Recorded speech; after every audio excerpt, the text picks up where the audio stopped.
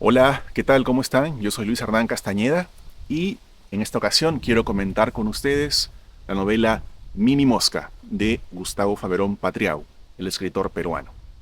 La novela fue publicada el año pasado, en 2024, en Perú por el sello editorial Peisa y en España por el sello editorial Candaya. ¿Sí? Bueno, para empezar, una confesión. He leído hasta ahora la mitad del libro. ¿No? Es un libro voluminoso, como pueden ver, me está tomando mi tiempo, pero creo que ya tengo la capacidad y la posibilidad en este momento de brindar una primera aproximación a los temas, las claves, el lenguaje del libro. ¿Sí? Bueno, Faberón. Faberón es un autor que yo conozco bien, es un autor al que vengo leyendo desde hace años. ¿No? Lo conocí como escritor con su primera novela, El Anticuario, publicada en Peisa también en el año 2010, ejemplar dedicado. También leí parte importante de su obra crítica teórica, por ejemplo, este libro magnífico, Contra la Alegoría, además de una serie de ensayos suyos publicados en revistas académicas, ¿no? Entonces conozco esa parte crítica y también la parte creativa de Faberón. En determinado punto le perdí la pista y, por ejemplo, no leí Vivir abajo, ¿no? Que es un texto, una novela también extensa, muy celebrada, muy bien recibida hace unos años y tengo la intención de leerla pronto, apenas pueda, ¿no? Ahora, ¿cómo voy a dividir este video? Lo quiero hacer en tres partes, ¿de acuerdo? Y cada una de las partes corresponde a lo que he llamado un prejuicio, ¿no? Un prejuicio que yo mismo he tenido, ¿no? O prejuicios que yo mismo he tenido acerca de cómo es la obra de Faberón, cómo es Faberón como escritor, ¿no? Por ejemplo, número uno, se cree o se puede creer que Faberón es un autor cerebral, un autor muy racional, muy analítico, ¿no? En segundo lugar, se puede pensar, se puede decir que Faberón es un autor metaliterario, ¿no? Muy libresco, muy entregado a la biblioteca, ¿no? Un autor metaficcional. Y en tercer lugar, se puede creer, se puede pensar, se puede considerar con cierta justicia que Faberón es un autor complejo, difícil, denso, no fácil de leer. Bien, esos son los tres prejuicios que tengo para ustedes y lo que haré será cuestionarlos en los siguientes minutos. Acompáñenme. 1. Faberón, autor cerebral. Cuando decimos que un autor es cerebral, nos referimos a que en él predominan la inteligencia analítica, la reflexión abstracta y el juego intelectual, a expensas de un patos, una emoción que suele ser expresado a través de imágenes corporales. Corazón, carne, tripas. El modelo acá es Borges, padre de Faberón. Como dije, el autor de Mini Mosca es también crítico y profesor, y más que crítico es un teórico, alguien capaz de forjar grandes sistemas hermenéuticos para iluminar la literatura y la realidad. Este rigor sí se manifiesta en Mini Mosca, pero es solo una dimensión de la novela.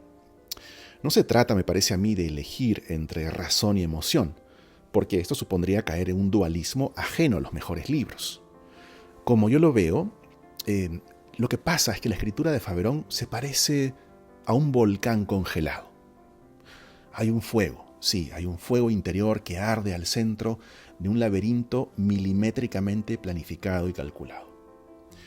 Ese calor secreto se manifiesta en la prosa, cuyo primer hervor, por decirlo así, es o debe ser una suerte de escritura automática muy propia de los raros, es decir, de los surrealistas de la narrativa latinoamericana.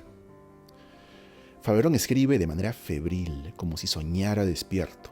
Escribe sin bozal, libera los dedos y lanza los dados, lo cual engendra un estilo que resulta desbordado, frenético, acesante casi por momentos, entregado a las comas y a las comas y a las más comas inacabables, a las repeticiones obsesivas, a una especie de vuelo sin paracaídas, pero que siempre aterriza de este lado del sentido. Resulta finalmente comprensible.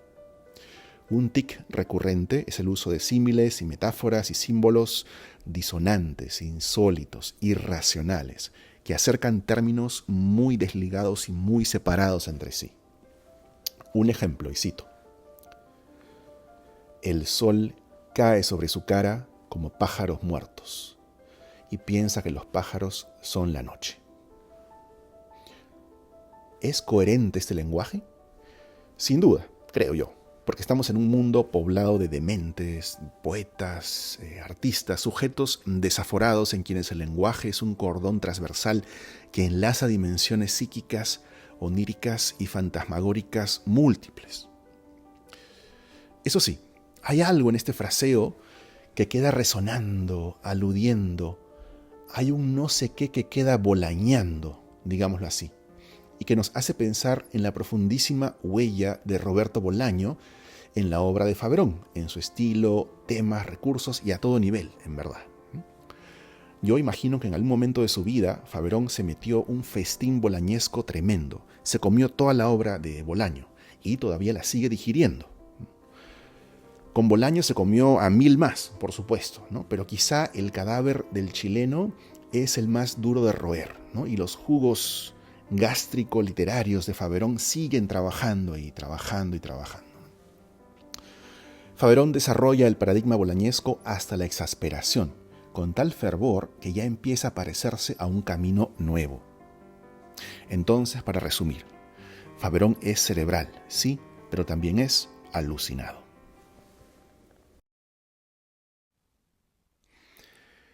Me queda un poquito largo este video, como pueden ver, así que lo continúo pronto. Nos vemos.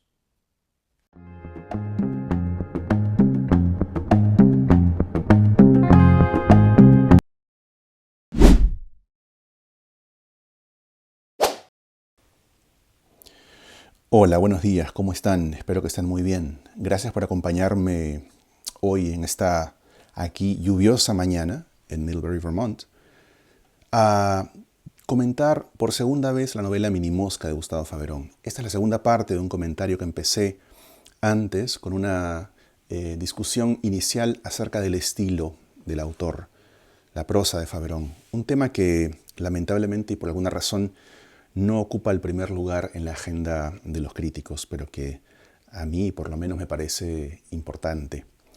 Decía que al analizar la prosa de Faverón, yo notaba una especie de tensión o más bien de convivencia problemática de fuerzas contrarias, ¿no?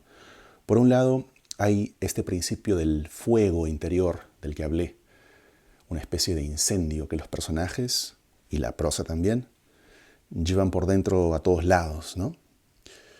Y en segundo lugar, había un hielo, una frialdad, una racionalidad que sí está presente, conviviendo áspera y dificultosamente con el calor del incendio, ¿no? Bueno, yo me preguntaba, si tuviéramos que colocar a uno de los propios personajes de Faverón en el lugar del crítico, es decir, si le preguntáramos a un personaje de este libro cómo es el estilo del libro, es decir, cómo es el fluido amniótico en el cual el personaje vive, como si se le preguntara a un pez qué es el agua, ¿no? Creo que ese personaje podría tal vez explicarlo de la siguiente manera. Diría que sí, los personajes de Faverón llevan una suerte de incendio interior a cuestas y buscan además una salida o una solución a ese incendio a través de la literatura, de las películas, del arte, ¿no? De la cultura. Buscan una solución, una respuesta. Pero la literatura en realidad ofrece 3 respuestas. Y aquí podríamos decir que la literatura es para estos personajes una especie de manguera fantasma. Sí, una manguera fantasma que aparece en sus manos de la nada y ofrece algo, ¿no? Por un lado podríamos decir que ofrece agua, ¿sí? Y si ofrece agua, bien, fantástico. Apagan el incendio y se refrescan. Pero también podría ser que ofrezca o que sea una manguera de gasolina. Y si es así, pues el incendio continúa y recrudece, ¿no? Pero también podríamos decir que es una manguera de nada, una manguera hecha de nada, una inútil manguera vacía que no genera mayor impacto, pero es hermosa, ¿no?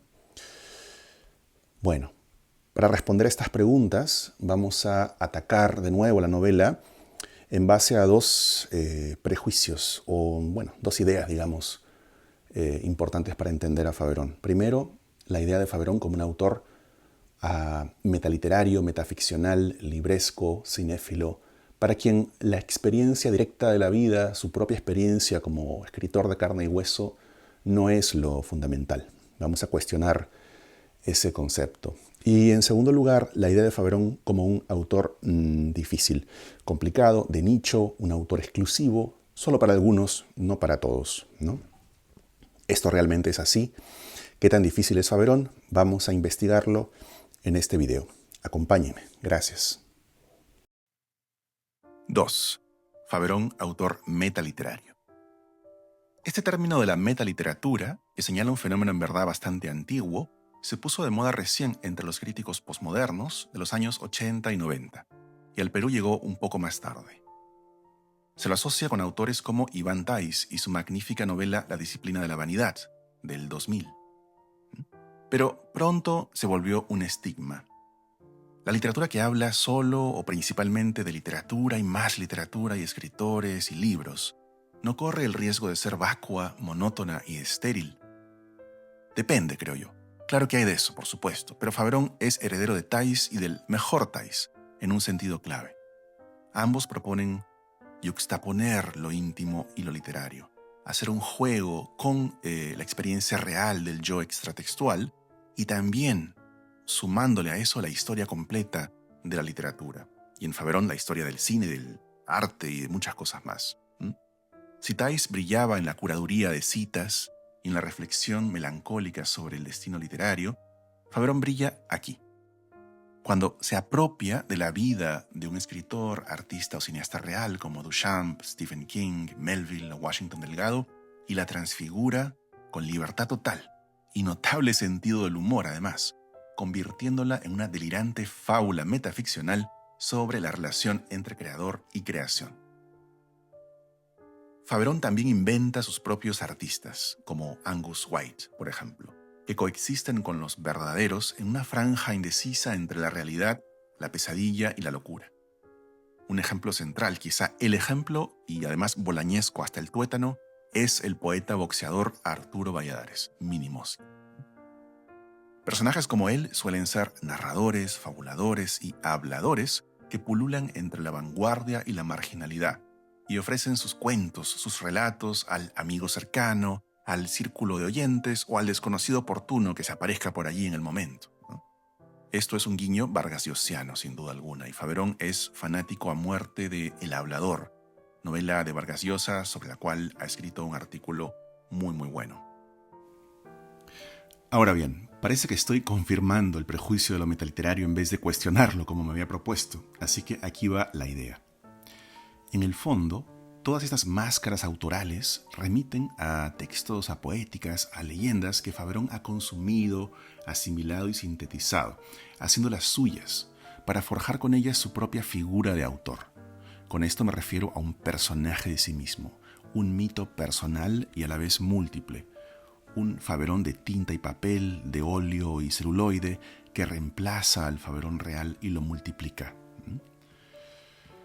¿Se acuerdan de la famosa y ya vetusta muerte del autor? Esta idea de los críticos postestructuralistas, según la cual el nacimiento del lector se paga con la muerte del autor. Los escritores como Faverón buscan hoy en día, según diría la crítica Jane Gallup, promover un regreso del autor, pero no del mismo, sino de un autor nuevo, un autor 2.0. Postulan el retorno de un autor reconfigurado y literaturizado y transformado, que no depende únicamente de la biografía individual del escritor de carne y hueso, como decía antes, sino que se apoya en una red intertextual vasta. Por eso me parece que la presencia de Bolaño en Faverón no es una imitación, sino una especie de disfraz sin cuerpo adentro, porque el cuerpo con contornos nítidos y definidos del autor clásico ya no existe o ha sido cuestionado, ¿no? Bueno, pero ¿qué pasa entonces con la persona de Gustavo Faverón Patriau, nacido en el distrito de La Punta, Callao, en 1966 y residente en Maine? Bueno, de acuerdo con Roland Barthes, en ensayos como SZ, Sade, Fourier y Loyola, y más adelante en El placer del texto, donde va desarrollando este pensamiento, El decrépito autor clásico sí podrá haber muerto, podrá no estar más en su forma antigua, pero todavía quedan de él mezcladas y revueltas con los órganos y los huesos de otros creadores y otras vidas, como que quedan de él trazas, huellas, cenizas que el crítico puede rastrear todavía en la obra. Una obra que se convierte en una especie de fosa común. Barth lo llama biografemas, ¿no? Y son fragmentos de datos reales que abundan en Minimosca, sobre todo en el personaje inicial llamado el amnésico, ¿no? Por ahora llamado amnésico. Vive en Brunswick, Maine, es escritor, es chalaco y encima es punteño, tiene esposa e hija y un perro llamado Tupac, etc. Una serie de coincidencias, aparentes coincidencias. Su amnesia es una ingeniosa metáfora de la insuficiencia de la biografía cerrada, pura y dura, que debe ser trascendida y superada para permitir una invención quijotesca y abierta de la existencia. En este sentido, Faverón sigue a Mario Lebrero, el uruguayo, cuyas autoficciones espirituales no dudan en mezclar lo más prosaico y cotidiano y hasta tonto con lo más fantástico y elevado y místico, ¿no? Todo junto. Y así es, he usado el término autoficción, y no como se lo emplea normalmente hoy en día. Digamos que hoy en día ha pasado a ser un sinónimo peyorativo de autobiografía ligera y comercial, pero la autoficción no es solamente eso. La autoficción puede ser la reconstrucción ficcional del yo, como hace Faverón.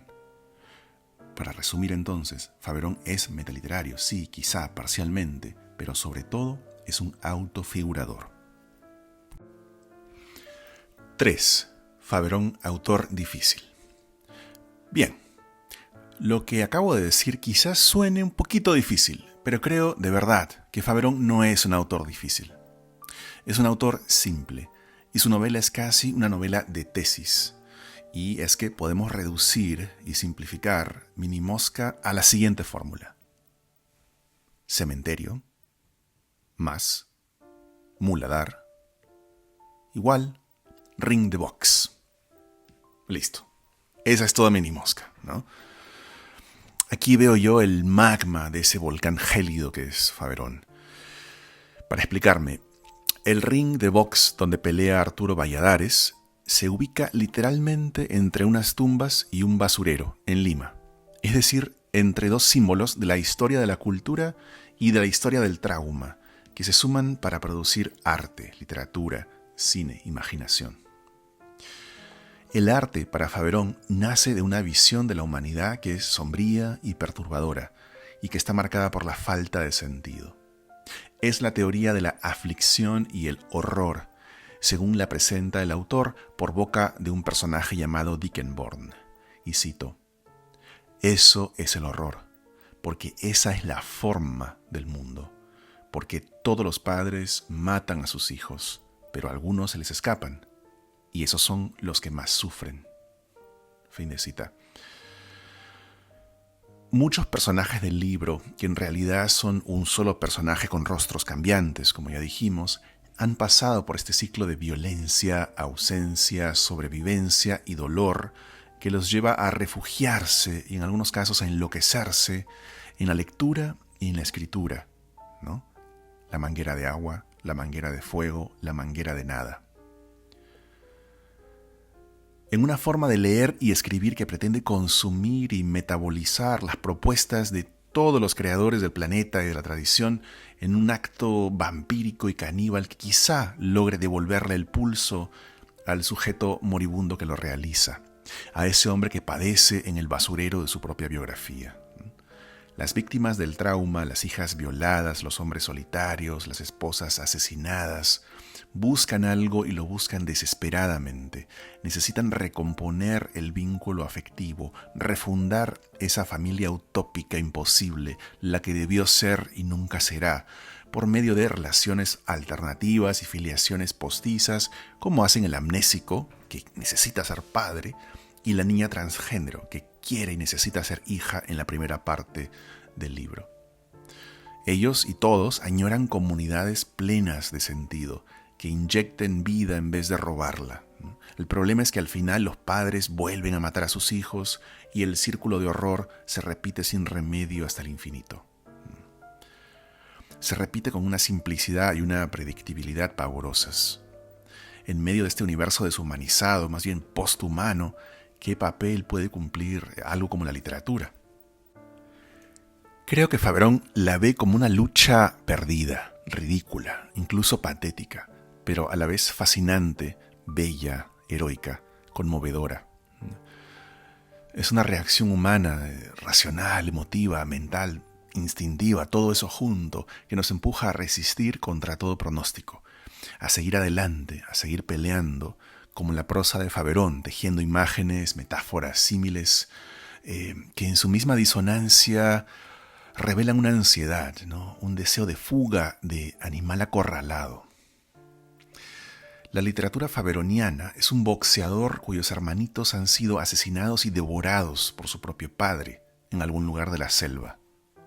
La literatura es un pugilista flaco y pobre que gana algunas batallas de milagro, susurrándole versos de Vallejo a sus oponentes, hasta que pierde la guerra, como tenía que pasar. Un buen día desaparece, tragado por la obliteración. Una teoría muy loca del propio Washington Delgado ficcional. Para resumir y para terminar este video, Faverón parece difícil, sí, pero su propuesta es brutalmente simple y no muy esperanzadora, claro está. Pero todavía me falta leer la segunda parte de la novela, así que seguramente habrá alguna luz por ahí, ¿verdad?